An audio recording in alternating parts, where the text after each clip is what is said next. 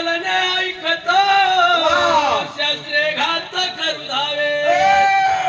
समोर सीता आहे आणि समोर सीता आणि राम सीतेकडे बघत नाही. आणि ज्या वेळेस लक्ष्मण म्हणा गेले सीतारामा तुमच्या जवळ आहे पुढे ना, रामा लगेच लक्ष्मणाकडे राम धावले लक्ष्मणाचा घात करण्यासाठी, लक्ष्मणला मारण्यासाठी. लक्ष्मण म्हणले येड झालं देव मला सुद्धा मारायलंय, अशी अवस्था लक्ष्मणाची झाली. स्वमित्र म्हणे आम्ही सहोदर तो तू मनसी करीसी वैर येथे कैची सीता सुंदर दुःख दुर्धर मजाले.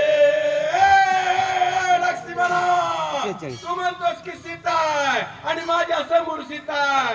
अरे दुःख माझ्या आक्रमात आलं, दुःख माझ्या नशिबात आलं आणि माझ्या बरोबर वैर करणास काय लक्ष्मणा, तुला मी आता सोडणार नाही. भगवंत रागवले.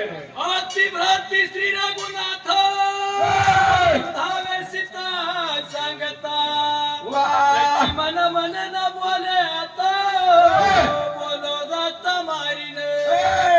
त्यावेळेस लक्ष्मणने विचार केला प्रभू रामचंद्राला तर म्हणलं ना रामा तुमची सीता आहे, सीतेला जवळ घ्या, सीतेला बोला, तर पुन्हा राम उठतील, पुन्हा माझा घात करतील, मला थाना धावतील म्हणले. हे काही जमणार नाही. लक्ष्मणने विचार केला महाराज. सन्मुख भेटले सीता प्रभू दिले श्री रघुनाथ.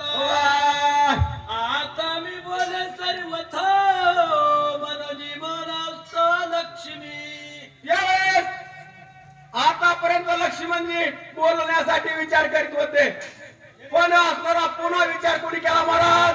पार्वतीनं विचार केला. पार्वती म्हणली मी सीता झालेले.